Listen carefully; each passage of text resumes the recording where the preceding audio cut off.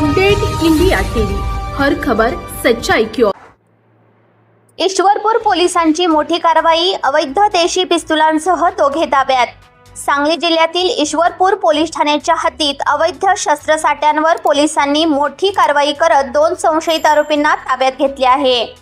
या कारवाईत पोलिसांनी देशी बनावटीची 4 पिस्तुले, जिवंत काडतुसे, मॅगझिन तसेच इतर साहित्य असा एकूण 2,59,300 रुपये किमतीचा मुद्देमाल जप्त केला आहे।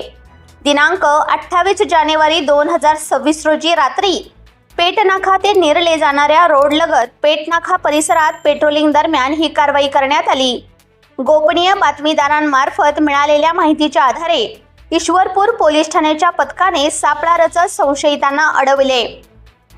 ताब्यात घेतलेल्या आरोपींची नावे साहिल मोहन मिसाळ, वय वर्ष 26, राहणार कारखानगाव, तालुका वाळवा, जिल्हा सांगली; सोहेल हरुण तांबोळी, वय वर्ष 28, राहणार मंगळवार पेठ, कराड, तालुका कराड, जिल्हा सातारा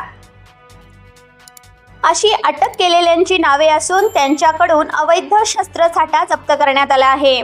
या प्रकरणी आरोपींविरोधात भारतीय हत्यार कायदा कलम 3/25 अंतर्गत गुन्हा दाखल करण्यात आला असून पुढील तपास सुरू आहे। सदर कारवाई पोलीस अधीक्षकांच्या आदेशानुसार व वरिष्ठ अधिकाऱ्यांच्या मार्गदर्शनाखाली करण्यात आली आहे। ही संपूर्ण कारवाई पोलीस निरीक्षक, उपनिरीक्षक तसेच ईश्वरपूर पोलीस ठाण्याच्या पथकाने संयुक्तपणे पार पाडली आहे। आरोपींना न्यायालयात हजर करण्यात आले असून पुढील तपास ईश्वरपूर पोलीस हे करीत आहेत।